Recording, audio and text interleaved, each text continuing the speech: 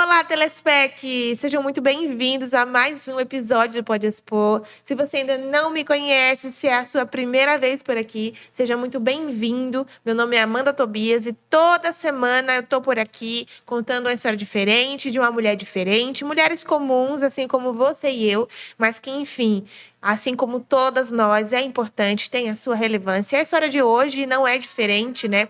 Envolve aí processo, alienação parental, a história de uma mãe, mais uma história difícil, mas que a gente precisa saber que essa realidade existe. Inclusive, na próxima semana eu pretendo trazer para vocês aí um papo com uma mulher coordenadora de um coletivo de mães que vai falar sobre como a alienação parental, a lei de alienação parental, está prejudicando diretamente mães e crianças. Mas enquanto isso não chega, vamos lá, vamos focar na minha convidada de hoje. O nome dela é Natália Fraga. Ela tem 39 anos, é de Santa Cruz do Sul. Ela trabalha como corretora de imóveis rurais. Gente, o que aconteceu com a Natália? A Natália perdeu a guarda da filha após o término do relacionamento, segundo ela, por falsas acusações do ex. Mais um episódio que envolve crianças, né, após o final do relacionamento. É bom para que a gente aprenda e redobre a atenção, principalmente quando envolve filhos. Todo cuidado é pouco, a gente já tem visto isso aqui em outros episódios, mas vale lembrar novamente. E antes da gente começar, eu já quero pedir aquele favor para você, que é de suma importância. Por favor, compartilhe esse vídeo, deixe o seu like. Gente, se inscrever no canal ajuda muito. Eu tô aqui na guerra, na batalha, trabalhando fora com 3 filhos, tentando fazer esse trabalho não só por mim, mas por outras mulheres que precisam também. Então, você fazendo a sua parte aí, deixando o seu like, se inscrevendo no canal, já me ajuda muito. Olha o cachorro da vizinha. Vamos embora. Com cachorro ou sem cachorro, a gente continua hoje. Simbora! E aí, Natália, tudo bem, mulher? Como é que você tá? Tomando chimarrão. Ela Tô veio no aqui com a Amanda. clima. Tá tudo Tudo bem, bem, Amanda? mulher? Tudo bem, Amanda, e você? Tô bem também. Eu já fiz uma breve introdução aqui, mas por favor, se apresente, fala um pouquinho de você pra gente se conhecer. Então, meu nome é Natália Fraga, gaúcha, Santa Cruz do Sul, 39 anos e tenho 3 filhos. Mãe solo desde sempre, né? Dá pra falar assim, porque os 3, embora foram de relacionamentos diferentes, mas sempre, a princípio, criei os 3 sozinhas, né? Então, e aí, a partir do ano passado, vem acontecendo aí um processo meio que dá para se dizer absurdo, pelo qual eu nem imaginava um dia passar, até porque a gente vem daquela prévia de que mãe não perde a guarda, Uhum. né? Sempre se ouve isso, mãe não perde a guarda, só se for ao extremo, se acontecer algum homicídio, algum crime hediondo. Mas a gente está vendo que, na verdade, não é isso que acontece, né, Amanda?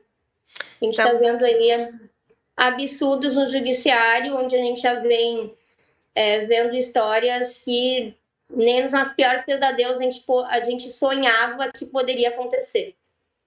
É muito difícil, assim. A gente recebe muitas histórias aqui, né, de muitas mulheres e, enfim, muitas coisas que mulheres passam ao se relacionar, mas eu acho que quando mexe com os filhos, cara, assim, eu demoro um tempo para conseguir voltar à minha rotina e para conseguir voltar a respirar normalmente, porque as histórias realmente me impactam de uma forma, né? Mas é coisa que a gente precisa falar sobre, Natália. Então, já quero te Sim, agradecer por você estar aqui compartilhando sua história, se expondo, tá? E vamos lá, vamos falar, porque é necessário falar além de curar também, né? Falar sim, cura, sim. informa, alerta. Vamos lá. Para a gente conseguir contextualizar, Natália, a história e fazer uma Uhum. linha do tempo, me fala, onde vocês se conheceram? Onde você conheceu essa pessoa?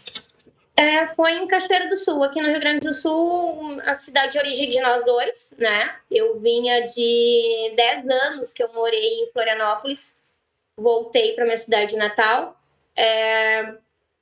2 anos depois que eu já estava morando lá, eu reencontrei, na verdade, o genitor da minha filha, e nós nos conhecemos de infância, assim, eram amigos de infância, né?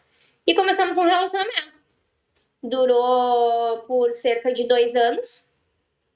começa a ficar ruim o relacionamento no momento que a gente vai morar junto. Eu já tinha um filho de 4 anos na época, né? 3 anos e meio para 4. E desde então, era eu e meu filho. E eu era aquela mãe muito protetora. Então, meu filho, até os 3 anos, não conhecia o que era não, né? E aí, ter uma outra pessoa na nossa casa, no nosso convívio, dividindo a mãe, foi um momento mais delicado para uma criança de 3 para 4 anos, né? Sim. E eu começo a entender e ver os sinais de relacionamento abusivo. Né? Eu começo a entender alguns sinais que ele já começa a dar, e nesse meio tempo eu engravidei muito rápido. Vocês foram Por morar quê? junto com quanto tempo, Natália, depois que vocês começaram esse relacionamento? 4 meses. Foi muito rápido. Muito rápido, porque a gravidez da Valentina aconteceu, eu usava DIU. E o DIU saiu do lugar. Uhum. E aí eu me engravidei muito rápido. Então a gente foi morar junto, mas quando ele ficou sabendo da gravidez, ele chegou na minha casa já com um abortivo para me tirar. E eu me recusei.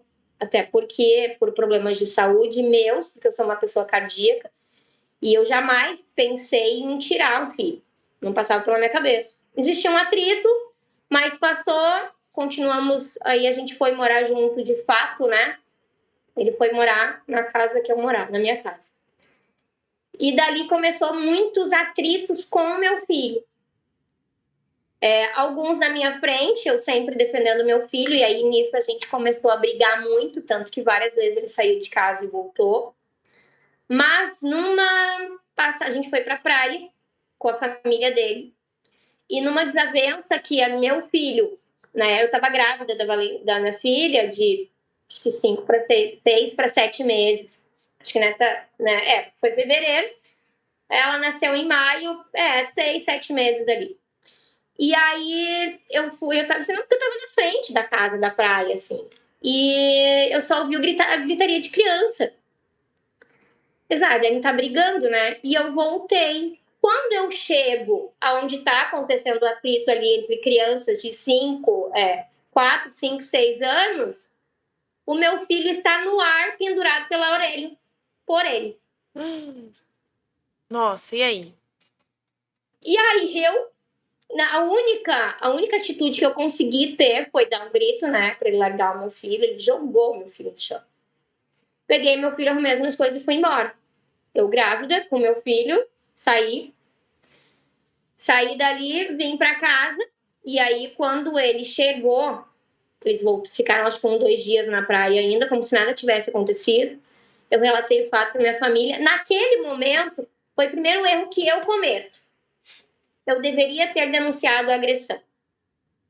Só que a minha família, na minha cidade, é muito conhecida. Então, eu fui criada pelos meus avós, uma grande parte, e aí, em respeito à minha avó, e que ela me pediu muito para não acionar a polícia, para não dar uma notoriedade, porque nós éramos conhecidos, eu não fiz essa denúncia. Esse eu reconheço hoje que foi meu primeiro grande erro. Só que com todos os abusos que vinham acontecendo, relação tóxica mesmo, de ciúmes, de agressões com meu filho, porque quando eu me separo, eu fico sabendo de tudo que meu filho passava quando eu não estava em casa. Quando eu estava no trabalho, ou ele estava em casa, porque uma vez por semana, ele pegava a filha dele mais velha na escola e pegava o meu filho e levava para casa, e eu chegava um pouco depois, né? E nisso aconteciam agressões de não deixar o meu filho comer nada dentro de casa, a trancar o meu filho em quarto escuro, a quebrar os brinquedos do meu filho, ou quebrar os lanches do meu filho dentro da mochila. Meu filho não falava nada para uma criança de 5 para 4, 5, 6 anos, com medo dele. E ele me relata tudo isso quando eu me separo, de fato.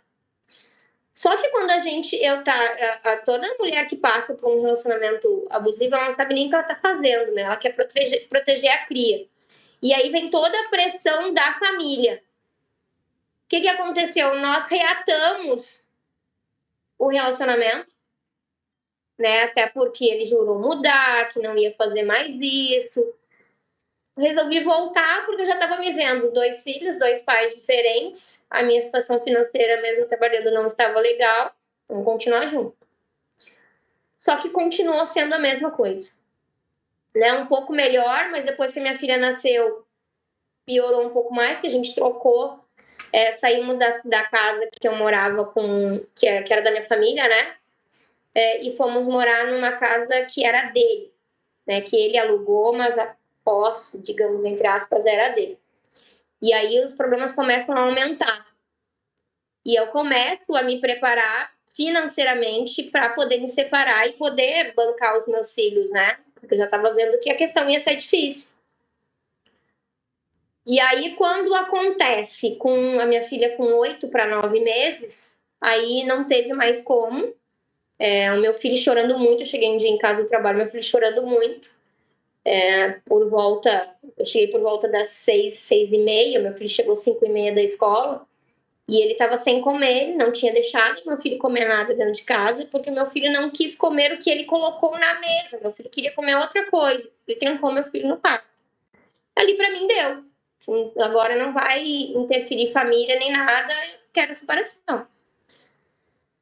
Sim. Só que nessa briga, Amanda, acontece que era de noite. A gente começou a discutir e por volta da 11h30, meia-noite, ele pega o meu filho, coloca dentro de um táxi e manda sozinho dentro de um táxi para casa da minha avó. E fica eu e a minha filha bebê dentro de casa com ele. Você não viu? Como? Você não viu ele colocando a criança? Não, agora tu vai entender o porquê. No meio da briga, ele pega tranquilizantes que ele tomava para dormir. Não sei como. No momento que eu tomei água, ele deve ter colocado dentro, eu no nervosismo, né, com uma bebê. Ele me dopou. Natália Ele me do dopou. céu. Ele me dopou, eu fiquei praticamente morta em cima da cama. Porque quando meu filho chega na casa da minha avó se apavora, liga para minha mãe e a minha mãe vai até a minha casa. Quando a minha mãe chega na minha casa, eu tô praticamente desfalecida em cima da cama e ele fugiu com a minha filha. Nossa senhora, que situação. E nesse meio tempo, já vai aí quase 2 horas, 1h da manhã, 2 horas da manhã. Vou pro hospital, fico lá o dia inteiro em desintoxicação, onde eu tenho o laudo médico dizendo que se eu não tivesse chegado em seguida, eu teria morrido. E Você aí tava eu consegui. entupida de remédio. Sim, eu consegui reaver a minha filha 2 dias depois, né? Que ele resolveu devolver a minha filha, né? Só que aí acontece, aí eu consigo a minha filha, aí eu entro com um processo. Minha filha tinha, acho que por volta de 4 meses, eu entro com um processo de pedido de guarda e alimentos. E ele tira uma folga da gente, inclusive da filha. Ele fica 8 meses afastado. Ele não quis saber da filha. Ele pagava uma pensão estipulada por ele mesmo ali até sair a sentença. E não via a filha. No momento que ele que tem audiência, que é resolvida a guarda, ele nem solicitou guarda compartilhada. Nem solicitou. Não precisei brigar por guarda, porque nem solicitou. Simplesmente estipulou a pensão. Ainda foi estipulado um valor e ele pediu para baixar por causa da outra filha. Enfim, ficou ali os valores acertados. E começa a visitação. Numa das primeiras visitações que a minha filha faz com o pai, que passa o final de semana, ela já volta de lá com o rosto roxo. Uma marca de rosto roxa no rosto. Eu faço, nesse momento, a denúncia, faço corpo de delito de agressão. Nada foi para frente.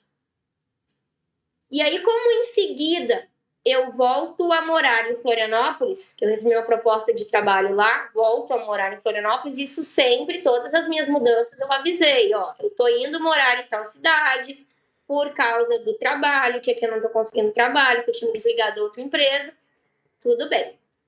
Fico lá por volta de 1 ano e volto para nossa cidade de origem, porque eu me vi muito sozinha em Florianópolis, né? Com 2 crianças pequenas. Então, eu voltei para Cachoeira. Mas nisso não passou muito tempo e Cachoeira do Sul é uma cidade muito ruim de trabalho, assim, sabe? E aí quando tu se vê, e é uma cidade muito preconceituosa também, cidade pequena, cidade interior, então uma mãe com 2 filhos, a dificuldade para arrumar trabalho é maior.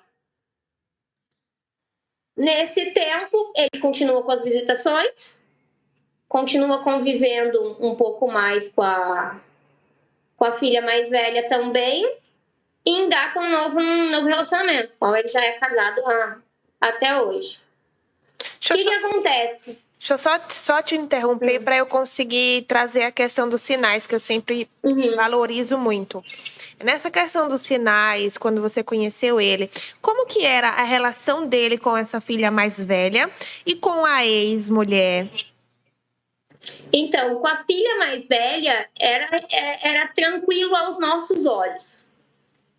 Era um pai amoroso, hoje eu vejo que é aos nossos olhos. Com a mãe nunca prestou, na boca dele. Sim, né? Eu não conhecia pessoalmente. Na boca dele era a pior pessoa do mundo, a que se sustentava também com a pensão. E aí, até porque a mãe da filha dele já estava no outro relacionamento, ele falava que estavam usando a pensão para bancar até o marido dela, sendo que os 2 trabalhavam. Então, sempre. E esse tipo de sinal, a gente, quando tá num relacionamento assim, a gente custa acreditar que alguma coisa tá errada.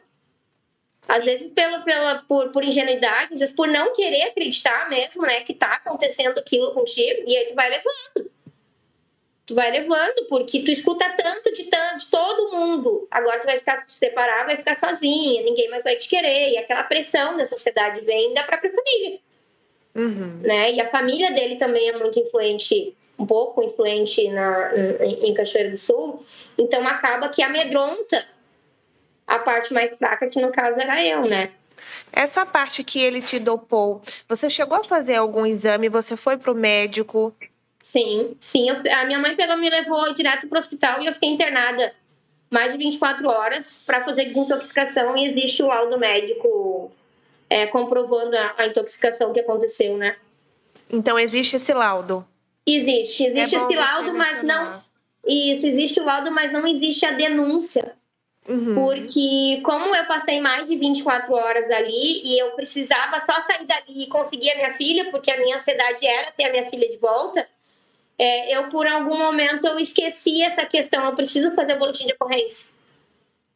Porque na minha cabeça foi tanta coisa junto que eu disse, não, se o hospital reconheceu que existiu intoxicação, eles mesmos devem ter feito, eu vou ser notificada para mim depor. Isso não aconteceu. E aí passou, acalmaram-se os ânimos, fui viver a minha vida e eu não fiz esse registro. Sim. Tanto que durante o processo já existe esse relato da nossa separação, dele ter me dopado, de ter mandado um menor sozinho dentro de um táxi. Existe até o depoimento do taxista, né, que levou o meu filho para casa da minha avó, que era conhecido nosso, mas, enfim, era uma criança. Porque entra um crime aí, né? Entra vários, na verdade. Exatamente. E aí, nesse meio tempo, Amanda, quando ele começa a se relacionar com a atual esposa dele, as coisas começam a mudar um pouquinho. Porque aí eu vejo que a nova esposa influencia muito mais nas atitudes ruins dele do que positivamente. Ela se mascara de 2 formas. Na tua frente, ela é a melhor madrasta do mundo. E nas tuas costas, ela hostiliza uma criança do tamanho do cabelo que ela usa, o tipo de roupa que ela chega na casa dela. Conta mais pra gente sobre isso. A minha filha, várias vezes, quando ia pra casa do pai, chegava em casa branquinha, pálida, com semblante de que tivesse chorado, e começou a reclamar do tamanho do cabelo dela. Ela tem cabelo comprido, muito bonito, ondulado, e às vezes eu encho de caixa, assim, eu acho maravilhoso o cabelo dela. Até eu, que tenho mania de alisar os meus, eu parei de alisar para incentivar as minhas 2 filhas que têm cabelo mais ondulado, né? Eu acho lindo o cabelo dela. E a madrasta começa a hostilizar o cabelo da minha filha. Todas as vezes que tá lá tem que estar preso, tem que estar de coque, tem que estar de trança, porque ela não gosta do cabelo comprido. Ela usa o cabelo muito curto, né? Um pouco acima do ombro, assim, ela usa. Então ela queria cortar o cabelo da minha filha da mesma forma. Roupas que a minha filha usa, eu, particularmente, não vejo maldade numa criança de 7 para 8 anos usar um short, usar um cropped. Eu não vejo maldade. Porque a gente está falando de uma criança de 7 para 8 anos. A minha filha chegava na casa do genitor, ela tinha que tomar banho e trocar a roupa inteira. Minha filha não pode usar short lá, só bermuda. Até o joelho. Minha filha não pode usar cabelo solto. Tem que ser preso. Algumas festas que eles foram, que eu vi algumas fotos nas redes sociais, todas as menininhas da idade dela, com cabelo solto, com top no cabelo, com tiara, minha filha de coque. Uhum. Sabe? Mas na minha frente, porque várias vezes quem pegou a minha filha na minha casa foi a madrasta, era a melhor pessoa do mundo. Sempre muito simpática. Como eu via que ela tratava minha filha na minha frente muito bem, eu não via problema de entregar para ela. Até porque, no meu ver, se não existe problema com a minha filha mais, além daquela agressão que aconteceu, eu não quero estar criando problemas ou imaginando que alguma coisa possa estar acontecendo, até para mim ter um convívio mais tranquilo, né? A gente não pode viver só de briga. Ingenuidade é minha. E aí, quando a minha filha começa a vir dessa forma para casa, e aí começa a piorar um pouco mais quando a gente vem no meio da pandemia. Eu me separei em 2016. No meio da pandemia, viemos morar em Santa Cruz do Sul no meio de 2020, exatamente junho de 2020. Em função de que a minha faculdade era em Santa Cruz e estava difícil a questão de trabalho lá, e eu consegui trabalho em Santa Cruz do Sul, então viemos morar numa cidadezinha 1 hora da outra cidade, né? E aí, quando cada 15 dias que ele tinha que vir pegar a minha filha, já era uma luta para ela querer ir para casa do pai. Quando começa a questão crítica da pandemia ali, e ele trabalha como servidor público, tem contato com muita gente, e eu cortei um pouco. Senão, tu vai colocar ela em risco se tu continuar com esse contato em função da pandemia, né? E a minha filha tem uma série de alergias, então ela era do grupo de risco. Então aí diminui um pouco, ele fazia videochamadas e tal. Quando retorna o contato de fato, né, que é meados de 2020, comecinho de 2021 ali, ela começa a vir muito triste da casa do pai. Muito triste da casa do pai. E a gente notava assim, que começava 2 dias antes dela ir para casa do pai, ela mudava totalmente. Ela ficava uma criança mais agressiva, ela brigava com os irmãos, ela reclamava de tudo, ela não dormia bem. E aí eu começo a entender alguma coisa está acontecendo. Porque uma criança, a gente sabe quando começa Sim. a dar sinal de que... E ela não falava, eu não quero ir. Por quê, Amanda? Eu fiz direito até o 8º semestre. Então, muito dos meus processos de aprendizado, eles acompanharam durante a pandemia em casa. Então, alguns processos, até por vídeo aula, ou conversa com os meus colegas por vídeo, por telefone, eles escutavam como funcionava. E eu sempre gostei dessa questão de família. Então, eu acredito que na cabecinha dela, se ela reclamasse para mim, eu poderia ser prejudicada se eu falasse para ela não ir para casa do pai, que era a vontade dela de não ir para lá. E a forma dela expressar essa vontade de não ir era ficar um pouco mais reclusa dentro de casa, ou ficar um pouco mais irritada, muito irritada. Eu cheguei a pensar de verdade que minha filha fosse bipolar, porque do nada ela mudava. Ela já tinha 7 para 8 anos nessa época. Isso, foi o ano passado, começou a parte mais crítica mesmo, né? E aí, quando ela vai passar, porque até então era 15 em 15 dias, as férias de verão e do meio do ano, eu deixava ela passar totalmente com o pai, já que morava em cidades diferentes, né? Quando eu vim pra cá. E aí, nas férias de 2023, ela não quis voltar. Depois que ela voltou da casa do pai, ela não quis voltar pra lá. Ela voltou, ela passou a última parte das férias com ele, porque aí ela já pediu para ficar um pouco das férias comigo, e aí eu acordei com ele ficou metade comigo e metade com ele. E aí a última parte das férias foi com ele. E ela não quis mais ir quando foi o próximo final de semana. Porque começou as aulas, o primeiro final de semana era comigo, e depois ela não quis mais ir para lá. O que ela te dizia? Ela me dizia que o tempo todo queriam cortar o cabelo dela, que ela não podia falar dos irmãos dentro de casa, o meu nome era proibido de ser citado lá. Quando ela saía, ela não podia escolher a roupa que ela queria colocar, era sempre a roupa que a madrasta colocava. Ela via quando eu ligava para lá e ele não permitia que eu ligasse, ela ouvia eles falarem muito mal de mim e do irmão mais velho. O pai dela tem uma implicância com o meu filho mais velho absurda, assim, até hoje. Eu ia te perguntar isso, se ele realmente é essa pessoa agressiva com crianças ou se era algo pessoal ali com seu filho mais velho. Eu consigo entender que ele é agressivo no todo, sabe? Só que é o tipo de pessoa que se mascara o tempo todo. Ele se mascara o tempo todo, porque quando ele tem a oportunidade de ser rude, ele é rude. Se ele tem a oportunidade de ser grosseiro, ele é grosseiro. E aí, nesse momento que a minha filha se nega a ir para casa do genitor, aí eu começo a concordar com ela. Não, tu não quer, então tu não vai. Tanto que quando ele teve um episódio que ele veio buscar minha filha, eu morava num condomínio. E só que no condomínio não tinha câmeras na frente. Ele desceu do carro me filmando já. A minha filha nesse dia estava doente, eu tinha levado ela no médico, então eu desci, e estava um dia muito frio, muito frio.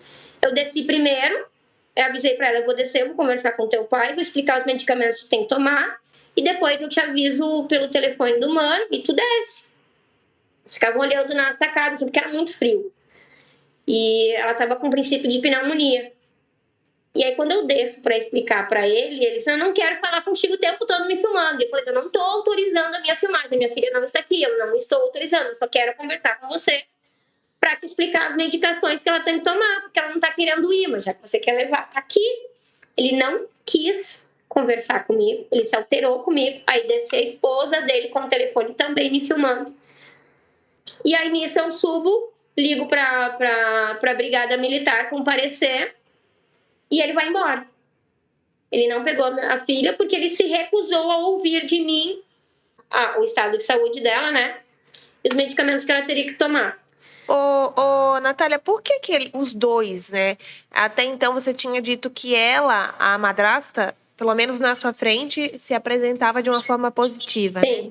Né? Por que neste momento desceram os dois do carro te filmando? Houve alguma conversa anterior? Você chegou a questionar ele ou informar ele desse comportamento da sua filha, de não querer ir mais para lá? O que ele disse? O que aconteceu? Sim, porque nesse tempo a Valentina já estava 4 meses sem querer ir para casa do pai. Ela já estava 4 meses sem querer, tanto que foram 17. Foram 7 visitas negadas por ela, que ele chegou na minha casa e ela não quis ir, não teve jeito, e eu, obrigada, minha filha, eu não iria mandar. Foram 7 visitas, e aí eu comecei a registrar com o boletim de ocorrência as visitas que teriam que acontecer e não aconteciam por negativa da minha filha, né?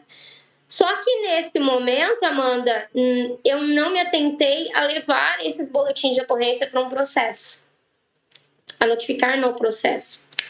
Porque como ele também, eu explicava os motivos, ele não queria conversar comigo sobre, sempre se negava e dizia que era invenção da minha cabeça, que eu estava inventando os fatos, que os relatos da Valentina não eram reais, que eram invenções minhas, para não deixar ela conviver com eles. Eu comecei a não... Aí teve uma época que eu bloqueei no WhatsApp, porque ele só me respondia com muitas agressões verbais. Ele não tinha tato para conversar, ele não conseguia trocar 2 palavras sem ofender, né? Então, e aí ele sempre tocava no assunto de que, tu tá fazendo comigo o que tu fez com o pai do meu filho mais velho, tá fazendo comigo a mesma coisa que tu fez com a tua filha mais nova. Só que são 3 casos muito diferentes, sabe? Não tem como contextualizar os 3 iguais.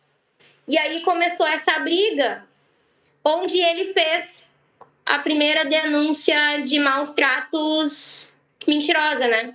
Ele fez uma denúncia no Ministério Público que a minha filha estava sofrendo maus tratos. E aí foi verificado pelo Ministério Público dentro da escola. O Ministério Público mandou uma notificação para a escola sobre a denúncia, para o Conselho Tutelar também. O Conselho Tutelar fez uma visita, aquelas visitas surpresas que acontecem, né, na minha casa. Verificaram que o ambiente era tranquilo, era correto para 3 crianças conviverem, que não existia nenhuma marca de agressão em nenhum dos 3, não verificaram só a minha filha, verificaram os outros 2 também. E a escola também, porque os relatos dele para o Ministério Público era que eu era uma mulher violenta, inclusive dentro da escola com a minha filha. E que eu estava negligenciando os estudos dela e que ela já tinha aparecido na casa dele com marcas, né?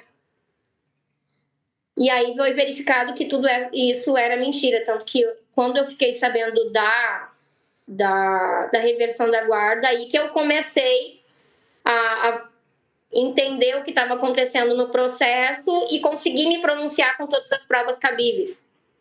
Mas nesse momento, isso acontece por meados de 2023, no meio do ano passado, o processo já estava sendo reativado desde janeiro e eu nunca tinha sido notificada do processo. Sendo que eu trabalhei na mesma empresa durante 1 ano e 4 meses e morei no mesmo lugar quase mais de 2 anos. Então não tinha, e a justiça sabendo do meu endereço, que era o mesmo endereço que eu já tinha notificado para o Ministério, para a Defensoria Pública em Santa Cruz do Sul quando eu vim morar aqui. Então não tinha motivo para mim não ter sido intimado. O único motivo que poderia ter acontecido é que, como eu sou corretora de área rural, eu passava muito tempo para fora, sem sinal. Mas, assim, levando em consideração que hoje várias notificações judiciais são feitas pelo WhatsApp, não existe motivo, né? E eu não estava todo dia também em área rural. Na minha empresa, eu nunca fui notificada, nem fui procurada por oficial de justiça.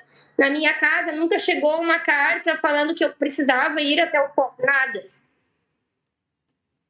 Só que aí, quando eu sou notificada, dia 6 de novembro, da reversão de guarda em si, e eu fico sabendo do processo e de tudo que ele colocou no processo, eu fico 2 dias meio que inerte, sabe quando tu não acredita? A guarda foi revertida. Revertida, e aí a minha filha não foi escutada, e aí eu começo a ver os absurdos.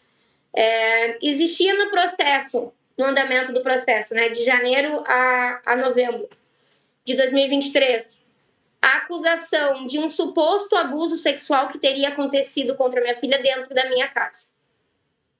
Dentro da sua casa, por quem? Então, isso não é falado. Ele coloca no processo, ele faz uma denúncia de que ele desconfia que tenha acontecido um suposto abuso sexual. O processo, promotores e juiz que assinou a reversão não se deu ao trabalho de solicitar para o Conselho Tutelar que fizesse uma investigação, não entrar em contato com a escola. A minha filha não foi submetida a nenhum exame de corpo de delito ou psicológico, muito menos feita uma perícia psicológica com ela. Estamos entendendo. Simplesmente, o que ele alega no processo é que eu mudei de lugar várias vezes e de casa, eu moro em casa de aluguel. Então, para mim, pelo menos, eu não deixando meus filhos num ambiente irregular, trocar de casa e trocar de endereço até então, né?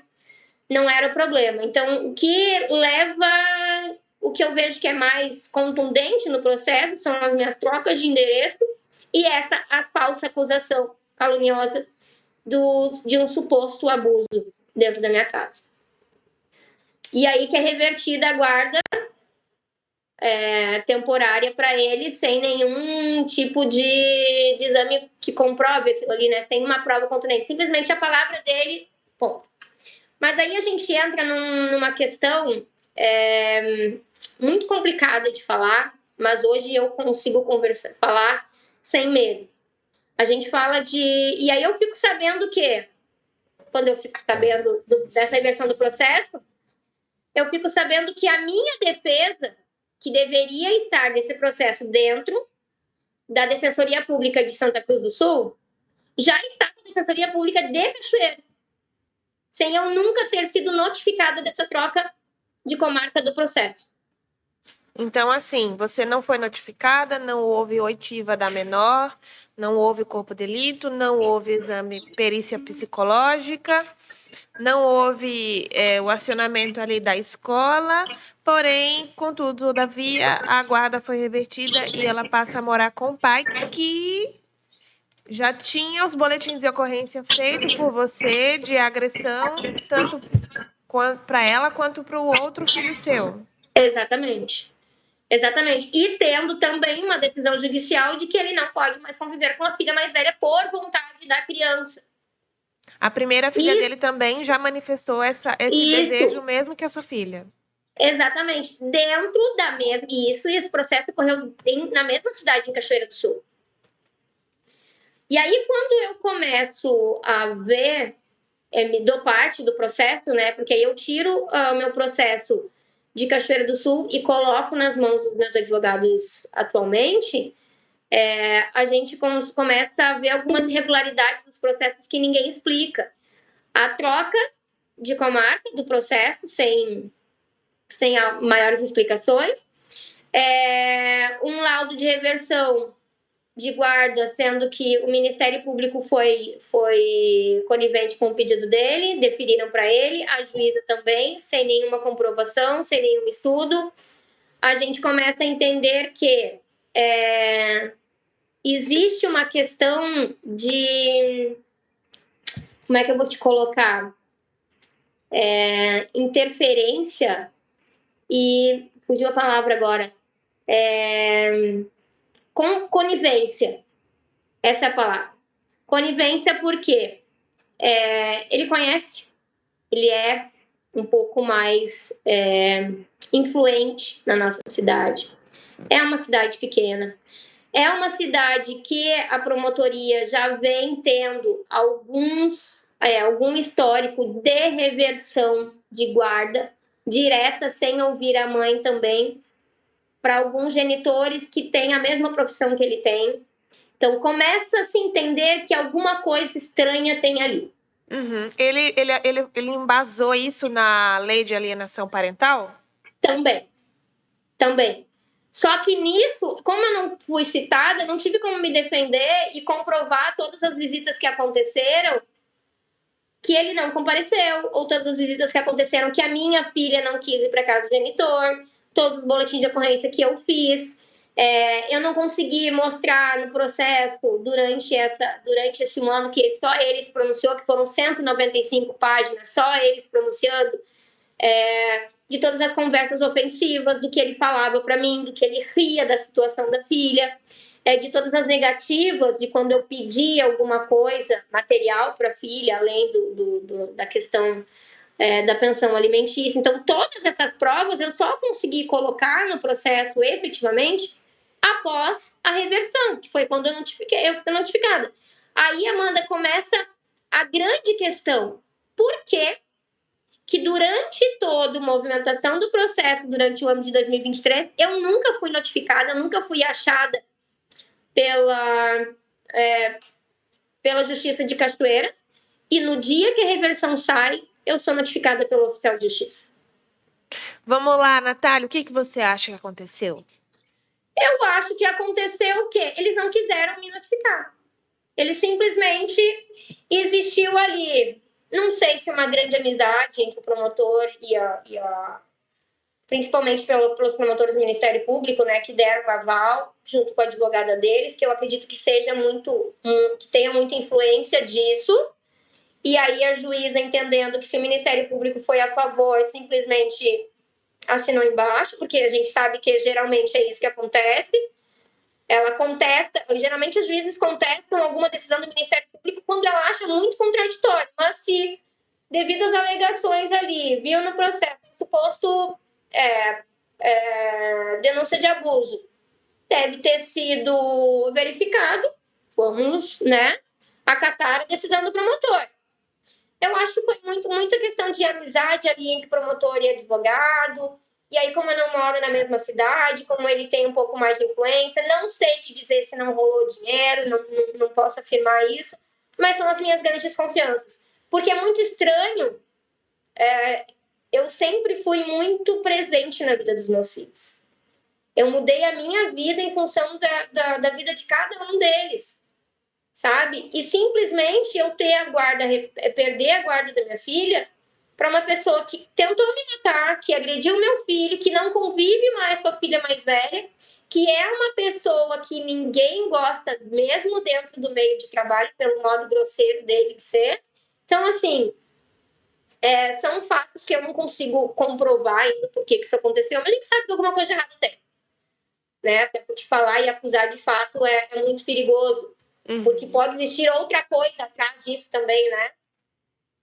E aí vem aquela velha oitiva de que a guarda é sempre preferencialmente da mãe, a mãe tem que cometer um crime hediondo para perder a guarda. No meu caso, eu não matei, eu não roubei, eu não trafiquei, eu só trabalho e vivo em função dos meus filhos. Essa questão do abuso que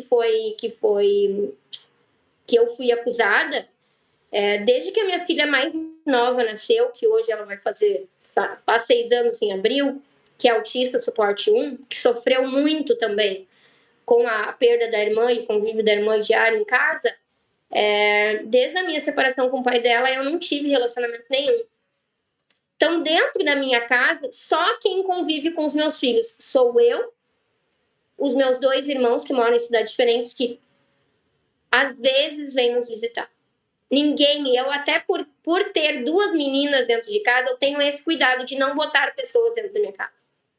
Porque a gente sabe que pode acontecer algumas coisas e eu tenho muito medo com isso. Eu costumo dizer que eu tô criando as minhas filhas mais machistas do que feministas, assim, sabe? Porque eu tenho muito medo que aconteça alguma coisa que elas que não saibam se defender. O meu filho mais velho, ele é muito protetor com as irmãs. Então, quando acontece essa reversão, eu fiquei 2 dias, como eu te falei, inerte. A minha filha entrou em desespero, ela não queria ir. Eles ficaram, minha filha que foi para casa do pai, ela estudava na mesma escola que meu filho mais velho. Então, eles tinham a rotina de ir e voltar da escola juntos. Eles eram muito companheiros. Ela dormia no mesmo quarto da irmã mais nova, de mãos dadas. Então, tu quebra não só o elo de mãe e filho, tu quebra o elo de irmãos que viveram desde sempre juntos, que têm uma rotina juntos, sabe? Que se escolheram, que gostam de ficar e que convivem muito bem. E a gente sabe como que é esse elo e essa rotina e a importância de um para o outro na vida, né? Exatamente. Eu tenho também, aqui somos 3 e eu não consigo imaginar o Ícaro sem o Oliver, né? Eu sem o Oliver, eu sem o Ícaro. Já é tudo a nossa dinâmica, é a nossa vida, é a nossa história, a nossa família, né? Exatamente. E aí, quando acontece, fiquei 2 dias inertes, aí eu fui tomar ciência do processo, fui a Cachoeira do Sul, tentei conversar com a defensora que fez a única defesa que foi feita no meu processo. Até então foi quando existiu a reversão, e a Defensoria Pública de Cachoeira do Sul fez um agravo, mas muito fraco. Não relataram que a minha filha morava na cidade de Santa Cruz do Sul, não relataram que ela morava com a mãe desde então, que a guarda... Nada. Fez um agravo muito fraco, o que não foi acatado pela juíza, e a guarda continua sendo do pai. Quando eu vou na defensoria, eu não consigo falar com essa defensora. Ela não estava disponível. Ela se encontrava no fórum, mas ela não estava disponível para conversar comigo. Nesse momento, Amanda, eu me altero. Veio 3 defensores conversar comigo e ela não apareceu. Eu retiro meu processo dali e aí entrego pro meu advogado que faz a minha defesa hoje, né? Só que dali, o processo vai para Porto Alegre, porque foi revertida em Cachoeira. A gente passou o processo para o Supremo em Porto Alegre. E está lá desde então. E aí eu faço um novo agravo, que agora está sendo analisado, né, para que essa reversão aconteça de volta para casa. E aí, voltando um pouquinho, quando ela sai de casa e vai para a escola, um dia após essa reversão, que ele começa a me ligar para acertar a ida da Valentina, a entrega, né? Então, assim, ela não quer ir, eu saí da cidade com ela. Você fugiu com ela? Porque ela tinha muito medo de ficar em casa e eles levarem ela e me levarem presa. Esse era o medo dela. Porque ele sempre falou para ela muito mal de mim e falava, se um dia a tua mãe disser algum não para a justiça, ela vai presa. Esse medo ela colocou nele. Fora a acusação de abuso também. Exatamente. Quando você recebeu a notificação da reversão da guarda, como que foi essa notícia? Ele chegou...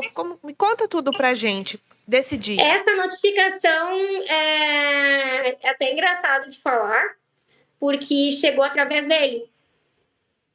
Ele mandou a notificação judicial no meu WhatsApp.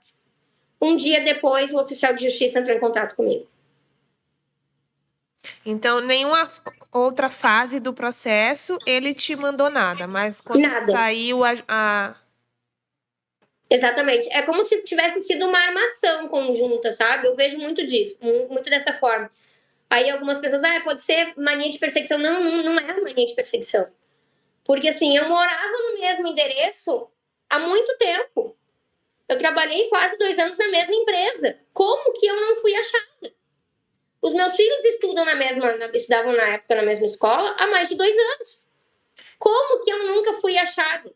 E o que eles colocaram nos autos em relação à sua intimação? Que não me achavam.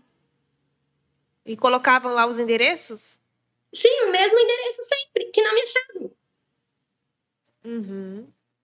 Então, assim, é muito estranho, muito estranho. E aí aconteceu, eu viajei com a minha filha, conversei muito, fui para casa dos parentes meus, conversei muito com ela e meu advogado, Natália, a gente vai precisar entregar ela, porque senão vai começar a ficar muito complicado a volta dela para casa. Infelizmente, ela vai ter que passar por esse processo. Eu conversei muito, Amanda, e ela passou uma noite inteira chorando, quando a gente teve que voltar para casa. Porque eles estavam uma semana já sem ir para a escola. E o meu filho também não queria ir para a escola sem a irmã. Então, era 2 crianças há quase mais de 5 dias sem ir para a escola. E a escola foi muito compreensiva, porque elas me ligaram, perguntavam o que estava acontecendo, e eu expliquei para eles, e a diretora prontamente, desculpa, porque às vezes eu me emociono. Ela disse, Natália, eu sou mãe. E eu vou entender tudo que tu tá passando se tu precisar deixar os teus filhos 20 dias longe da escola. A escola, naquele momento, a escola me abraça, assim, sabe? O vice-diretor me ligou, a orientadora me ligou também para saber como é que estavam as crianças, o que estava acontecendo. Porque nesse meio tempo, o genitor aparece na escola. Para tirar Depois que saiu. Isso, ele aparece na escola. O tempo todo, assim, eu só vim buscar minha filha, mas a escola não tinha sido notificada judicialmente, porque o que a escola sabia até então é que eu era a guardiã legal dela, né? Porque eles tinham um documento lá da guarda, só da minha guarda, não dessa reversão. E aí ele volta num dia, e ele é muito grosseiro, assim. E aí a diretora relatou pra mim, mesmo se ela estivesse aqui na escola, a gente jamais entregaria sem tu estar presente. E aí tá, e quando eu entendo, né, e eu aceito também que ela tem que voltar para a escola e que vai acontecer uma busca e apreensão, nesse meio tempo, eu vou de volta para Santa Cruz, eles voltam para a rotina normal da escola, passa-se alguns dias, do dia 6 de novembro, que aconteceu de fato que eu recebi a notificação, né, pelo genitor, e dia 7 foi judicialmente notificado. Dia 15 como nada, não existiu, eles voltaram, eles ficaram uma semana sem ir para a escola, eu tirei ela 2 dias de dentro de casa, e aí na outra semana ela voltou. Ela voltou para a escola, acho que foi uns 3 dias ainda, E dia 15 de novembro, eu tinha um curso para fazer em São Paulo, que já estava mais de um ano marcado. E aí eu conversei muito com o meu advogado, Natália, vai acontecer essa busca e apreensão, você estando em Santa Cruz, ou você não estando, ela indo para a escola ou não indo para a escola. Então, assim, vai acontecer. Você vai ter que entregar, porque esse processo não vai se resolver de uma hora para outra no ponto que está. Porque tu não teve direito à defesa, então a gente precisa fazer as tuas alegações, eles vão ter tempo para se justificar também, a juíza precisa se pronunciar. Então, existe uma questão aí de 3 a 4 meses para a gente tentar conseguir alguma reversão positiva que ela volte para casa, em definitiva ou temporariamente. E eu não vou perder esse curso, porque era um curso para o meu trabalho, que estou abrindo empresa agora, era muito necessário, né? E aí minha mãe fica em casa com os dois, com os 3, aliás, e acontece, ele vem na porta da minha casa, sozinho. Ele segue a minha mãe, foi buscar minha filha na escolinha dela, minha filha pequena. Ele seguiu a minha mãe da escolinha da minha filha até a minha casa. E quando a minha mãe entra, ele quase derruba. Eu moro num prédio, então tem a porta do condomínio e o meu apartamento em cima, no segundo andar. Aí acontece essa perseguição, né, entre aspas, dele, da escolinha da minha filha até o meu apartamento. Isso já é um agravo, né, porque ele seguiu uma criança de 5 anos, autista, suporte 1. Ele estava rondando a sua casa, Ele estava rondando, E aí ele esperou a minha mãe sair, viu onde a minha mãe foi, né? E isso numa sexta-feira. E aí os meus 2 filhos mais velhos, né? A filha dele comigo e o meu filho mais velho estavam vindo da escola. Então ele esperou a minha mãe sair, seguiu a minha mãe. Quando a minha mãe chegou em casa, os outros 2 chegaram em seguida, ele começou a querer arrombar a porta do prédio. Por que ele não fez isso com você em casa? Essa é a grande questão. Porque quando eu fui viajar, eu postei indo para o aeroporto, estando lá em São Paulo, que eu fui para São Paulo, né? E aí, assim, ele sempre teve algumas atitudes covardes. Essa foi mais uma. E aí a minha mãe se apavora, eu no meio de um curso, Amanda, com mais de 5.000 pessoas. Uma imersão de inteligência emocional. Olha como Deus é perfeito. A minha mãe me liga, eu atendo, o Guilherme tá querendo invadir a casa, ele quer levar a Valentina, mas não tinha nenhum oficial de justiça com ele, tinha nenhum documento oficial com ele. Deveria estar a polícia ali, né? Vamos Exatamente. lá. Aí mãe, liga pra polícia, que eu vou ligar pra polícia também, pra eles irem aí. Aí a minha mãe não conseguia, uma senhora de 64 anos, apavorada, porque a minha filha, quando ele começa a bater a porta lá, a minha filha começa a entrar em desespero, a chorar.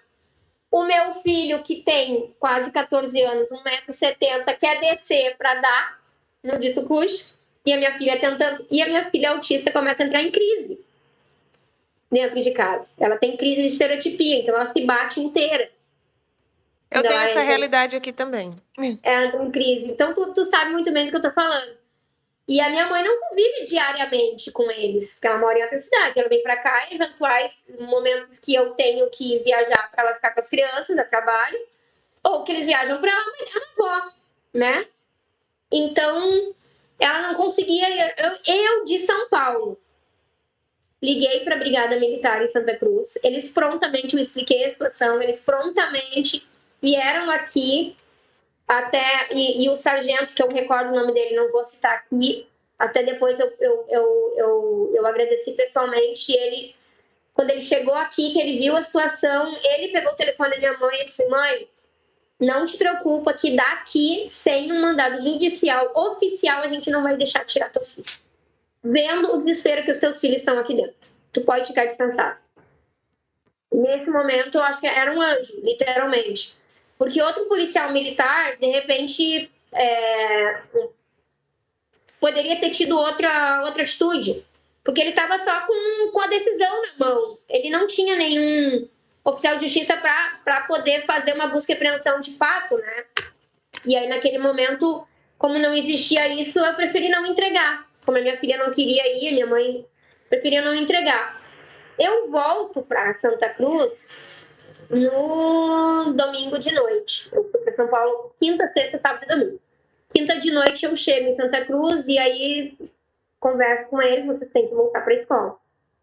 Porque senão vai ficar tudo muito mais difícil, porque aí é uma falha de mais de 5 dias, vem conselho tutelar atrás, aí eu posso ser acusado de negligência escolar, enfim, toda a questão burocrática que acontece. E a minha filha, quando sai de casa, mano, eu sempre levava ele de aplicativo, eu tava sem carro na época, o aplicativo chegou aqui, eu desci, ela volta correndo dentro de casa, e a minha mãe vê ela pegar o porta-retrato, tava na frente da televisão, tinha eu e os irmãos, e bota dentro da mochila. Quando dá 3 horas da tarde, desculpa. Quando dá 3 horas da tarde, que eu tô, inclusive, numa videochamada com o meu advogado, ele é de Porto Alegre, eu recebo uma ligação da escola. Estão levando a sua filha. E eu tava num lugar a 2 minutos da escola. Literalmente 2 minutos. Em 2 minutos eu cheguei na escola, os portões estavam fechados, eu não pude entrar, eu só vi os gritos da minha filha no colo do genitor sendo carregada pela outra saída da escola. O oficial de justiça não deixou abrir as portas da escola. Quando o genitor e a advogada dele, que vibrava com o desespero da minha filha e a vitória, entre aspas, deles, né, de terem conseguido retirar minha filha de dentro da escola, às 3 horas da tarde, aos prantos, a advogada do genitor, ela vibrava, ela pulava, feliz vendo uma criança sendo carregada contra a vontade dela. Ela literalmente pulava. Pulava, literalmente, os relatos da diretora e do vice-diretor. Eles falaram assim, eles me pediram 1000 desculpas, a gente não tinha o que fazer porque estava brigada militar junto. Eles fecharam, eles pediram para fechar os portões para não te deixar tu entrar. E o oficial de justiça que veio da outra cidade junto. Quando eu só consegui entrar na escola, quando eles saíram pelo outro portão, né? E aí veio a diretora, o vice-diretor, cercada de 3 policiais militares. Como se eu fosse uma criminosa. Uhum. Não existiu uma busca e apreensão humanizada, não existiu o pedido da criança de se despedir da mãe, não existiu nem um pouco de sentimentalismo, digamos assim, sabe, de humanidade, literalmente. Vamos deixar a mãe chegar, vamos deixar a mãe se despedir, tá aqui, tá a guarnição policial, tá o oficial de justiça, o que a mãe vai poder fazer? É Não. o psicológico dessa criança também, né? Exatamente. Eu tenho certeza que você chegaria lá e você iria conversar com a sua filha, pelo menos para tentar amenizar aquela situação no momento. Exatamente, porque aí o grande questionamento fica até onde vai o trauma que a minha filha passou? Até quando vai o trauma? E aí tá, aí acontece essa busca e apreensão dia 24 de novembro, dias antes da escola acabar. Não poderia este genitor esperar pelo menos a escola acabar, para depois tirar, porque trocou minha filha de cidade, trocou minha filha de escola, tirou ela do convívio abruptamente dos irmãos e da mãe. Depois, o próximo final de semana teria que ser meu, né? Já que ele tirou ela numa segunda, ele passa o primeiro final de semana com ela e eu teria que ter no outro final de semana por direito meu. Ele protocola um pedido na justiça de que ele tinha de que tinha uma atividade escolar no final de semana que ela não poderia ir para casa da mãe. Aí meu advogado questionou, mas atividade escolar, então a mãe, é o final de semana da mãe, a mãe pode acompanhar. Não tem objeção nenhuma da mãe ir à cidade onde a criança tá estudando e acompanhar a atividade escolar. Não foi deferido para mim, foi recusado a minha visita. Ele acompanhou nessa atividade escolar, que depois eu fico sabendo que era só no domingo à tarde, não era no sábado, que era a despedida da turma, né? No outro final de semana, que aí seria realmente, finalmente, a minha visitação. Não aconteceu novamente, porque ele protocolou que teria uma viagem em família. Nossa. Já agendada. Isso passa-se 3 semanas sem eu ter contato com a minha filha. Depois Nem por ela ser telefone, levada e sem se despedir. nem por É como se telefone. parecesse que você é um perigo eminente para essa criança, Exatamente. né? Exatamente. Não, Eu tira da escola, afasta, não deixa ir. Exatamente. Foi esse o tratamento que eu tive. E aí acontece que no outro final de semana era o Natal. E o Natal ele exigiu que fosse com ele. Tá lá no processo. Então eu fiquei um mês sem contato com a minha filha após a retirada abrupta dela de casa. Isso sem contato com o telefone. A minha mãe tentou contato com o telefone, eu tentei, o meu filho tentou, meu padrasto tentou. Amigos meus tentaram, ele não atendia ninguém. Quando ele atendia, pedia para falar com a Valentina, ele desligava o telefone. Quando foi no ano novo que eu pedi para ficar as férias, né, do ano novo, já as primeira quinzena das férias, que ele não me permitiu também, que ele queria picar as férias, né, final de semana comigo, final de semana com eles. Não, eu quero a metade inteira. E já, como ela vai passar o ano novo comigo, já fica a primeira parte das férias comigo. Né? Porque eu já estava me programando para ir para a praia com eles. O que aconteceu? Eu fiquei só os 3 dias do ano novo com ela e tive que devolver pro pai. Não ficou comigo. E aí só depois, na outra parte das férias, que ficou comigo. Aí eu devolvi para ele e ela foi muito chorosa, ela não queria ir, tanto que eu levei ela para Cachoeira do Sul para entregar pro pai, ela não quis ficar, ela voltou para Santa Cruz comigo e ele veio buscar. E você chegou a conversar com ela para entender como que ela estava sendo tratada, como que ela Então, estava? o que ela falou para mim? Ela disse para mim que no dia que ela foi feita a observação, que ela levou a foto de casa, ela disse que já estava sentindo que ela não ia voltar mais para casa. E aí, quando ela chegou na casa do pai, que ela foi botar o porta-retrato no quarto, ele rasgou a foto. Na frente dela. Na frente dela. Ela disse, aqui dentro, foto dessas pessoas não vão entrar. Como realmente se você fosse uma coisa, um monstro horrível. Exatamente. Só que nem o meu nome ela pode citar dentro de casa. Eu não consigo falar com ela por telefone. Ele estipulou 2 dias durante a semana, que seriam terças e quintas, para mim conversar com ela. Sempre ligo, nunca consigo. Aí, agora de Natal, que eu dei para ela um telefone. Comprei um celular para ela. E quando ela volta para casa do pai, ele tira esse telefone dela. Para ela não falar comigo, para não ter contato com os irmãos. E o tempo todo, quando ela nas férias, porque assim, ela chegou das férias, da primeira parte da série que ficou com o pai, né? Ela sempre vem muito abatida, mano. Ela sempre vem muito abatida. Tu reconhece a minha filha 3 dias depois que ela tá na minha casa, que ela volta ao ritmo normal.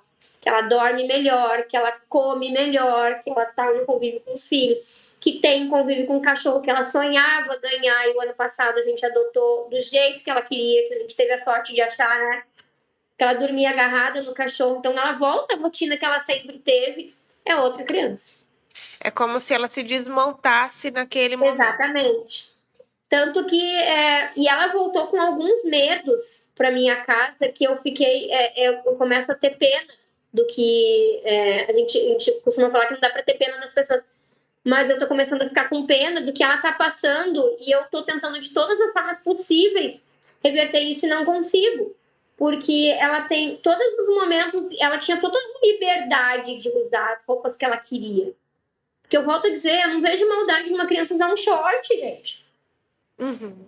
Aí eu saí com ela aqui para comprar roupa e ela olhando os shorts que ela gostava de usar. Porque ela gosta de fazer aquelas dancinhas de TikTok, é muito fã da boiadeira, e aí tinha uns shorts com franja, que nem o da Ana Castela, que ela queria, ela ficou olhando assim. Eu pego para experimentar, pode pegar, se tu gostar, a mãe compra. Não, mãe, eu não posso usar. Sabe? Tu vê que ela é reprimida o tempo todo. E aí eu via ela aqui penteando o cabelo da irmã, que ela adorava pentear o cabelo da irmã. E ela não deixava eu chegar perto do cabelo dela. E o contato dela com essa madrasta, Como? Natália? Você teve uma conversa, numa abordagem mais pessoal com esse pai dela, do tipo assim, o que é isso? Que abuso foi esse que você alega que ela sofreu quando estava comigo? E essa madrasta que era amiga, como que tá tudo hoje? Ele não fala, ele se nega a falar comigo, ele me ofende o tempo todo, todas as vezes que eu tento conversar. Então eu já desisti desse tipo de conversa. A madrasta, quando todas as vezes que ele vinha pegar a minha filha na minha casa, debochava da minha cara. Era sorrisos e gargalhadas. Me filmando o tempo todo. Tanto que chegou uma época que eu não devolvia mais a minha filha na frente do meu apartamento, que não tinha câmeras, nem nas casas da frente. Eu devolvia na frente de um supermercado, bem próximo à nossa casa, que eu pedi para os gerentes me darem as gravações cada vez que eu fazia as entregas ali na frente, para mim ter a comprovação de que eu era filmada. Porque o supermercado tinha câmeras externas, né? Então filmava o movimento dele saindo do carro com um telefone em minha direção e filmando. Então essas gravações, depois do dia 6, quando eu fico tendo ciência do processo, estão nos autos do processo. É como se ele me acuasse o tempo todo, se ele quisesse me acuar o tempo todo, sabe? E a mulher dele sempre acompanhando.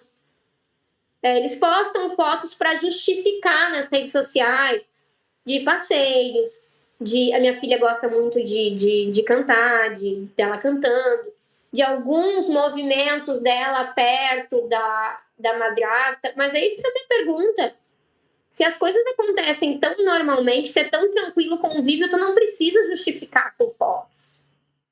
Sabe? A minha posição perante as redes sociais, por ser um menino adolescente e 2 meninas pequenas, sempre foi de não expor a vida dos meus filhos. Essa sempre foi a minha posição. Tanto que tu olha, tanto o Facebook, quanto o Instagram, quanto outras redes sociais, existem muito poucas fotos dos meus filhos, muito aleatoriamente, não de rotina, nem de escola, até porque hoje, como eu trabalho com altos valores, eu temo pela segurança dos meus filhos também, sabe? E nunca foi o intuito meu de expor a vida dos meus filhos. E durante todo o ano passado, até nas redes sociais, eu fui acusada de criminosa pelos pais dele. Então eles dão a versão deles ali nas redes sociais. Exatamente, dão a versão deles nas redes sociais. Porque no aniversário da minha filha, o ano passado, em maio, que era dia letivo, que o normal era não estar na escola, eu fui acusada nas redes sociais do pai dele de criminosa por não estar deixando a minha filha conviver com o pai. Tanto que ela estava dentro de dia letivo. Ele nem sequer ligou para a filha no dia do aniversário. Lembrar que ela tinha aniversário, se tivesse me ligado, como várias vezes aconteceu, Amanda. Posso pegar a Valentina num dia fora para pegar ela para levar num aniversário aleatório ou dar uma festa? Eu nunca disse que não, se ela fosse da vontade dela. Sabe? Eu entendo o direito de pai e mãe e direito pessoalmente da minha filha. Só que ele levava para outro lado. Então, ali eu entendo que eles estavam contextualizando a versão deles para manipular um processo, para manipular uma acusação de alienação parental que a gente vê tantas vezes acontecer. Não é de conhecimento de todo mundo. O processo está acontecendo, acho que em São Paulo, da Camila, que foi presa por acusação de imposto abuso com a filha também, né? Que já está presa. Então, gente, assim, a minha filha... Passou, só para quem não está entendendo, o caso que ela está falando é o caso da Camila Marcolino. A Camila Marcolino está presa nesse momento, acusada de abuso sexual da própria filha pelo ex-marido. A família está lutando aí para provar a inocência dela. E a gente fez um episódio com ela aqui no canal. Tá aqui, eu só não sei qual o número do episódio, vou dar uma olhada daqui pro final eu falo. Mas a gente conversou com ela, enfim. E há muitas questões aí junto com essa lei da alienação parental que já está sendo estudada, analisada, já estão pedindo a revogação por causa dessas coisas que ficam soltas, né? No caso de violência doméstica, que uma mulher sofre, como que ela faz para fazer essa mediação da criança com o genitor, sendo Exatamente. que às vezes ela, junto com a criança, sofreu violência. Então aí o pai, eu fui lá, bati, espanquei, matei e eu quero ver meu filho. Aí a mãe não deixa, óbvio, temendo pela segurança da criança. E às vezes a criança também Exatamente. não quer.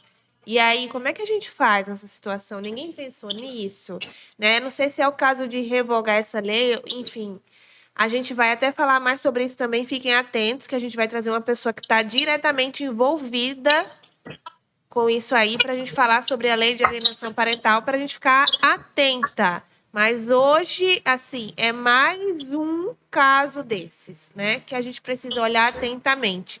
E assim, Natália, foi tirado não só o seu direito de conviver com a sua filha, de fazer a sua maternagem, mas o direito dela também de ficar perto da mãe porque ela quer, né? Exatamente. Tanto que quando aconteceu a reversão, Amanda, 4 dias depois que ela estava dentro da casa do pai, foi feito estudo social na casa do pai. Com Mas laudo na sua não positivo. foi feita. Até hoje, não. E a gente está falando aí uma reversão que aconteceu em novembro. Então, a gente está em final de fevereiro já. E muito menos estudo psicológico aconteceu ainda. O dela Nada. não tem, nada. Dela não tem, meu também não tem, aconteceu só dele. Só estudo social dele, só estudo psicológico dele. E por que não na minha casa? Por que não meu estudo psicológico? E não, por que não a minha filha foi escutada ainda? Que seria uma questão de urgência ela ter sido escutada. É que talvez estejam trabalhando, né? A cabeça Então, dela. fica muito questionamento. E aí eu tive que submeter a minha filha a um exame anti-estupro. Anti-estupro não, para comprovar se ela foi ou não. Isso eu fiz, porque meu advogado me aconselhou, e eu já tenho um conhecimento jurídico também. Não existe existe uma acusação e não existe comprovação. E a gente sabe que um exame para comprovar que uma mulher foi estuprada, ele é muito invasivo. É um dos piores exames relatados pelos próprios médicos e enfermeiras que realizam esses exames. Ele é muito invasivo. E ele é traumático para a mulher que passa pelo ato do estupro, né? E aí tu imagina uma criança de 8 anos tendo que passar por um exame parecido para comprovar a inocência da mãe, a maldade do pai e ter preservado o direito dela voltar para casa para o convívio dos irmãos. Não, e até Isso hoje ele não fala, né? Quem fez isso, em que não fala. momento. Não fala. Ele só me acusa que ela tenha sofrido. Ele desconfia que ela tenha Desconfia. sofrido um abuso sexual dentro da minha casa. Isso está lá no processo em letras garrafais. Genitor tem uma alta desconfiança que a criança menor sofreu um abuso sexual explícito dentro da casa da mãe. E aí novamente vem o questionamento. Por que não foi feito nenhuma investigação antes de tirarem a minha filha do seio familiar dela? E assim, com tudo que você fala aqui, que anexou, né? Os boletins de ocorrência, de agressão, os problemas com o seu filho, que fala sobre a conduta dele, né? Por que isso também não tem sido analisado? Começou a acontecer uma movimentação agora, depois do carnaval, porque meu último agravo, o que está sendo analisado agora, foi colocado em processo, me surgiu o termo correto agora, a petição foi anexada dia 19 de dezembro. O último dia ali entra-se o recesso, né? Até 20 de janeiro. Então, agora está sendo analisado o último agravo, porque aí foi o tempo da gente postular todas as a minha defesa. Né? Todas as comprovações, provas e relatos e boletim de ocorrência e fotos e prints de WhatsApp e conversa, tudo. Ali eu consegui colocar tudo. E foi feito um último agravo, onde eles rebatem também agora a advogada da outra parte relata e pede agora, relata ela pede, na verdade, para que o meu agravo seja indeferido, levando em consideração que eu sou o meu temperamento, que é muito agressivo para a convivência com a filha. E eles pedem ainda que seja estipulado dias e horários para que as ligações sejam feitas. Porque eu quebro a rotina da criança e prejudico a rotina escolar da criança com ligações esporádicas sem determinação judicial. Você se considera uma pessoa agressiva? Não. A sua vida pregressa, as suas outras relações, no seu trabalho? Não, até todo mundo que me conhece, que convive comigo, que sabe desse processo, eles não entendem o quanto eu consigo ser tranquila. Eu sou uma pessoa que falo muito alto, às vezes até em função do meu trabalho com fazendas. Os meus clientes, na maioria, são pessoas de mais idade. Então, se eu não tiver tranquilidade, serenidade no meu trabalho, eu não consigo nem ganhar dinheiro para sustentar minha família. Eu pensei sobre isso também, a sua função hoje, né?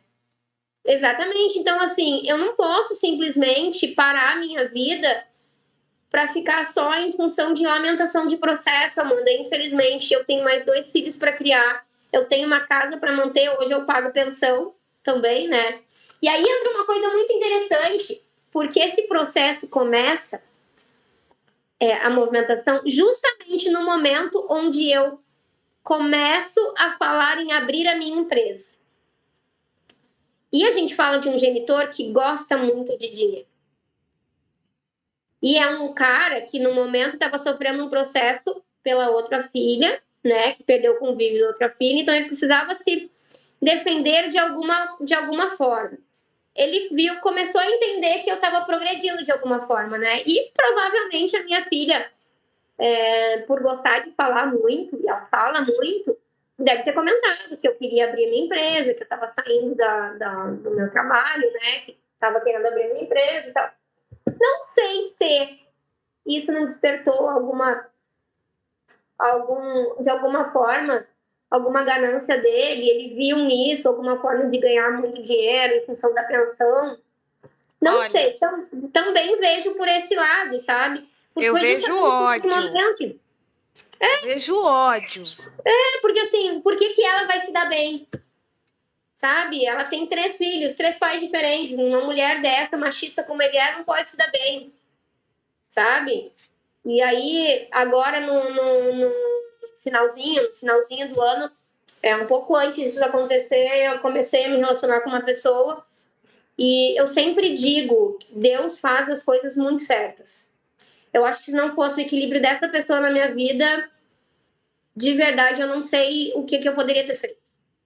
Porque foi tudo muito rápido, eu perdi o convívio com a minha filha, a minha filha mais nova, autista, regrediu pela perda do convívio da irmã, ela teve que aumentar o número de terapias. O meu filho mais velho se fechou e hoje ele tem que fazer terapia também porque teve um princípio de depressão pela perda da irmã, justamente pelo cara que agrediu ele. Então é um adolescente de 13 anos que via tudo que eu passava, porque era nós 3 dentro de casa, e entendia toda a perturbação que esse cara trazia para nossa vida, toda a perturbação que a irmã dele voltava da casa do pai e perder a irmã para o próprio agressor, para ele foi um baque muito forte. E ele lembra de tudo, né? Exatamente, volta tudo. E aí a minha filha mais nova, que acordava de mão dada com a irmã. Elas iam para a escola no mesmo carro. Elas tinham uma rotina de noite de passear com o cachorro juntas. Elas faziam balé juntas, sabe? Eles faziam tudo juntas, brincavam juntas, dormiam no mesmo quarto. E isso foi tirado sem nenhuma prévia. E uma criança autista não tem um entendimento de que vai passar. Uhum. Uma criança autista simplesmente perdeu. Cadê a minha irmã? Não tem. Sim. É por aí. E a justiça tá de mãos atadas e como se nada tivesse acontecido e tá tudo normal. e eu sou a criminosa, ele é o correto e fica tudo bem. E aí, quando a minha filha vai para outra escola, eu entro em contato com a outra escola para saber, até para conseguir conversar com a professora, explicar o que está acontecendo, porque eu sempre fui muito presente na vida escolar, então eu precisava ter esse contato com a professora para ver como é que a minha filha estava entrando numa outra escola num momento tão complicado, né? A escola não se pronunciou por telefone, eu fui até a escola, é o reitor da escola, que é uma escola mais religiosa, se negou a falar comigo, quem falou comigo foi a orientadora, e eles falaram, eu tenho isso gravado, e os áudios estão no processo, que foram ordens do genitor para que eu não tivesse nenhuma notícia da minha filha dentro da escola.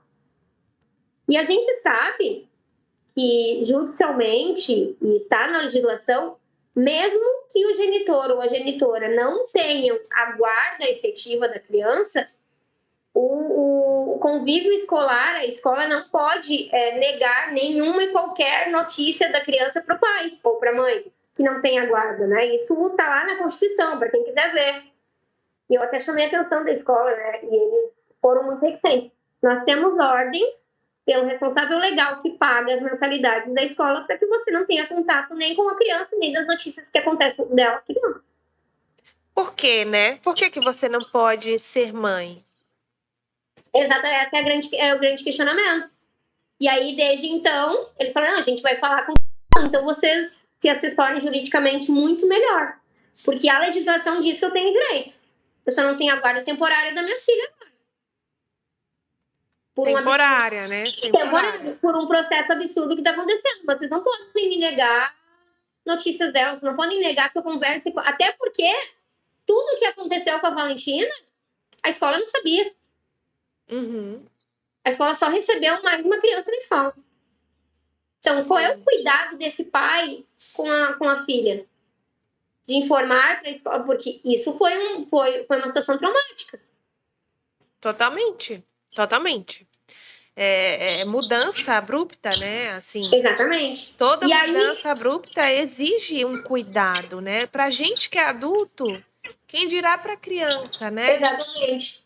E aí, quando eu consigo ter contato com ela na primeira visita, ela relata para mim que o pai dela tá levando ela numa psicóloga, né? E aí ele informou até nos autos do processo que ela tá sendo amparada por uma psicóloga paga por ele. Eu entrei em contato com essa psicóloga e se negou a fazer uma consulta comigo, até para poder me escutar e sabia eu ter relatos de como tá a questão psicológica da minha filha, que ela tá cuidando e tal. Esta profissional também se negou a falar comigo. Nossa, então eu te pergunto, qual é a validade do laudo de uma profissional no processo que se nega a ouvir a outra parte? Levando em consideração a vida de uma criança de 8 anos. Algo está ali tramado contra você, isso é muito Exatamente. claro. Exatamente. Então, assim, a minha briga hoje é para que a verdade apareça e que a minha filha possa voltar a ter a vida que ela tinha feliz antes, porque hoje ela não é mais uma criança feliz. Hoje eu recebo em casa de 15 em 15 dias uma criança muito abatida e triste, que chora para voltar. Agora, quando ela teve que voltar às aulas, ela não quis ir. Primeiro dia de aula, ela pediu para mim para ela ir na antiga escola dela aqui em Santa Cruz. E aí eu levei. E entreguei ela no segundo dia de aula, porque eu tinha que entregar, né? Ela chegou na escola, ela abraçava as coleguinhas chorando. Ela não queria ir embora. Então, assim, eu entendo que em um momento de lucidez e bondade dele, ele também queira conviver com a filha. Eu até entendo. Mas tirar tudo da filha de uma forma mentirosa, da forma que ele fez, é muito cruel.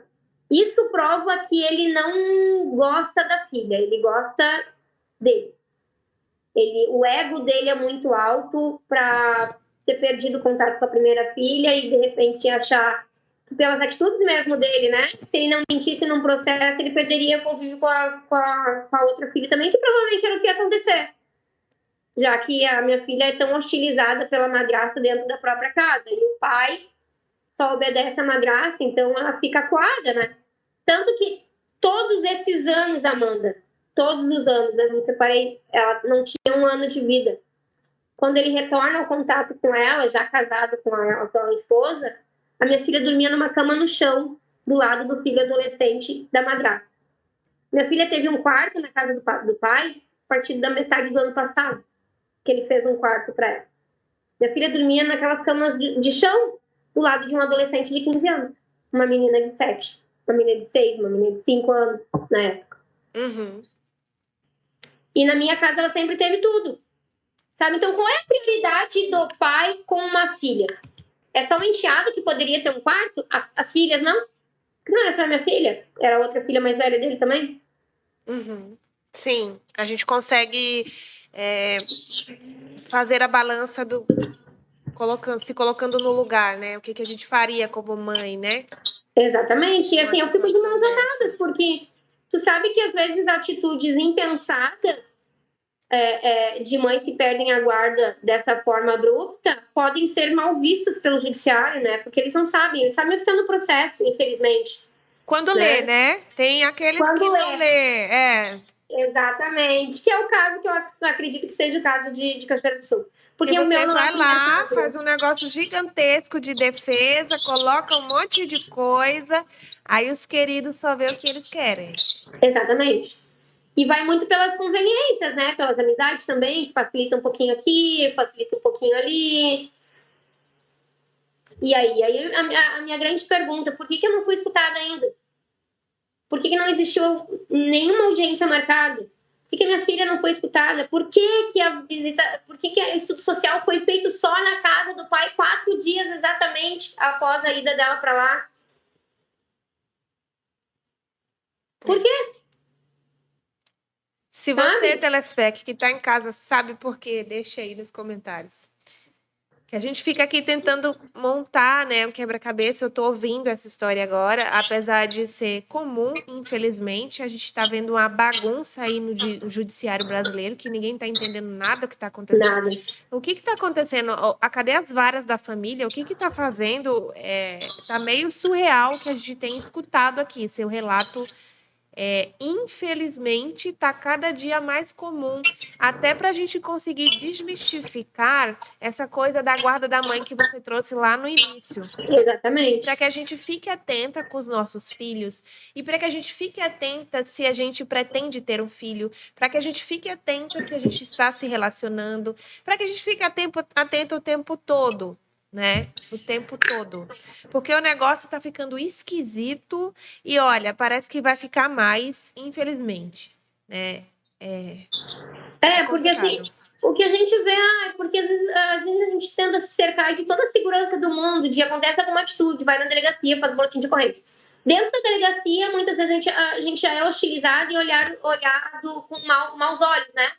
Total, Nos olham atravessados já, total.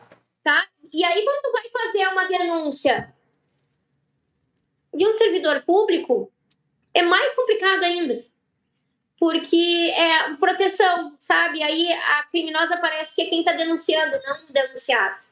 E tem também a coisa da louca, né? Da coisa dali do. Exatamente. Não, sempre traz para esse sentido de essa pessoa ela tem problema, essa pessoa ela é desequilibrada, essa pessoa ela é histérica, essa pessoa, nossa, é batata isso aí, né? Exatamente. E o que eu questiono também muito no processo é falado muito em instituição familiar.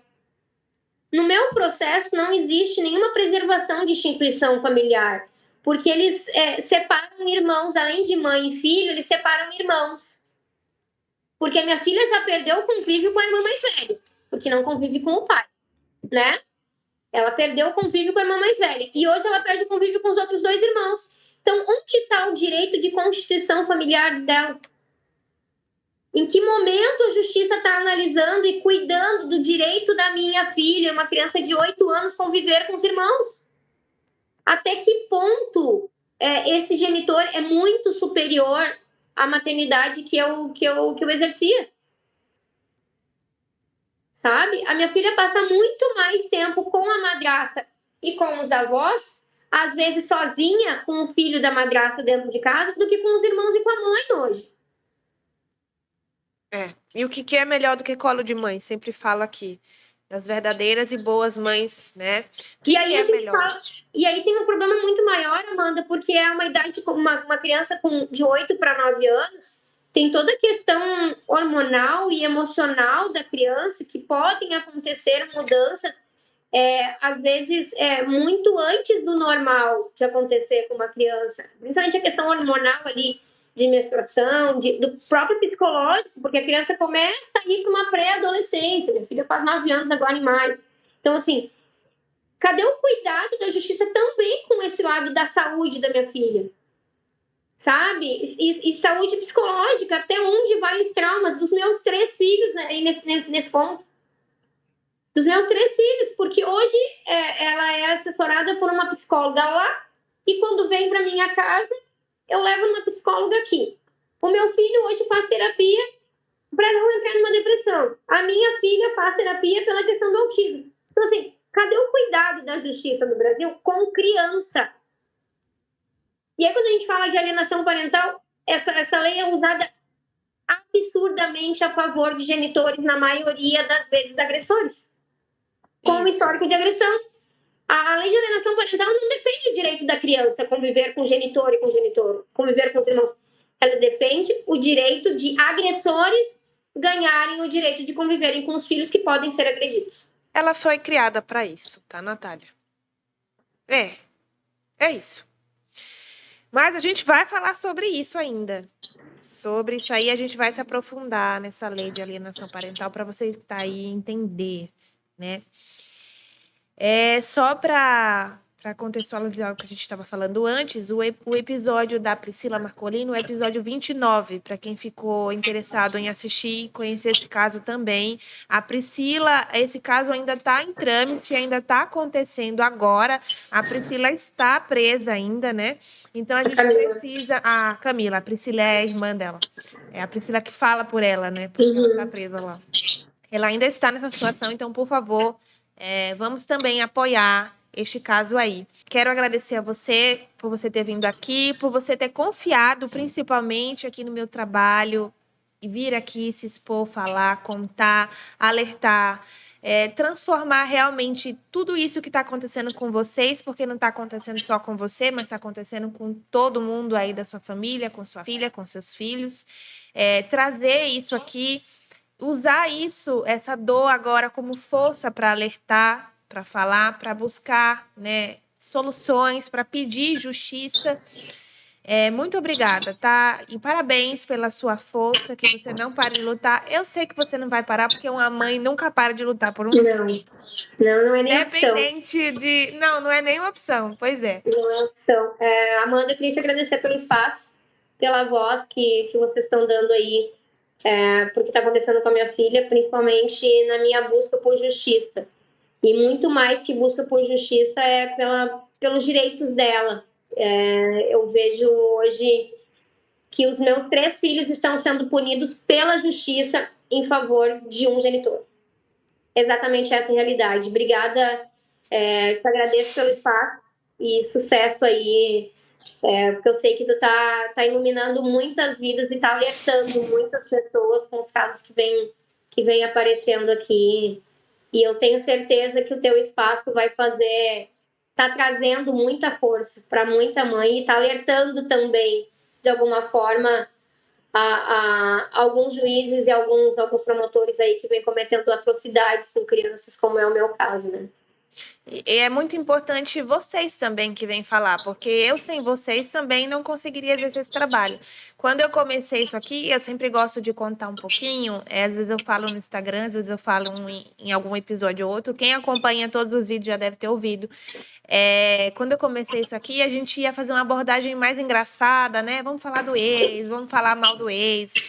E aí a gente foi entrando nesse universo e percebeu que, poxa, o ex faz coisas não tão engraçadas assim. Exatamente. É um universo tão difícil, e aí eu aprendi sobre Convenção de Haia, sobre lei de alienação parental.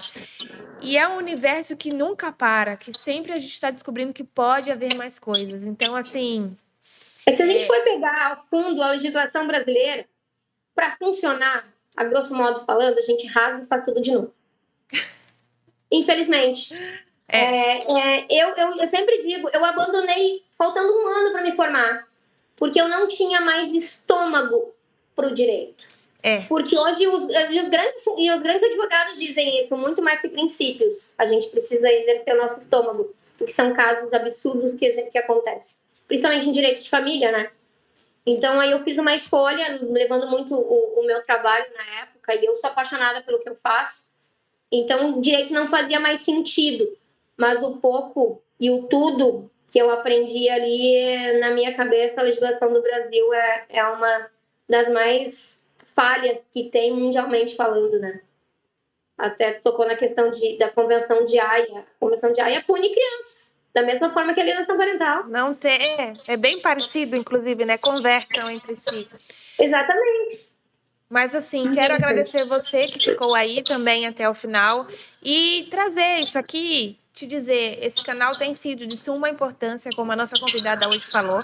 A gente tem feito esse trabalho aqui, dando voz, dando espaço, o que tem sido muito importante para muitas mulheres. Então, você hoje, deixando o seu like, compartilhando, me ajuda a continuar fazendo esse trabalho e ajuda a convidada também.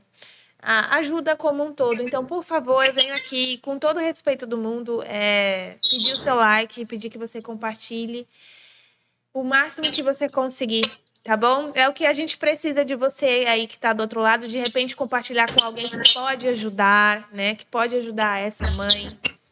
E a gente vai iluminando aí o caminho dessas pessoas que estão aqui, tá bom? Muito obrigada, você que está aí. Obrigada, você que ficou, você, Natália, muito obrigada. Eu espero, assim, que dê tudo certo, que Deus esteja aí com vocês, iluminando a vida de vocês, porque, gente, tem uma criança aí também, que está sem a mãe, tá bom?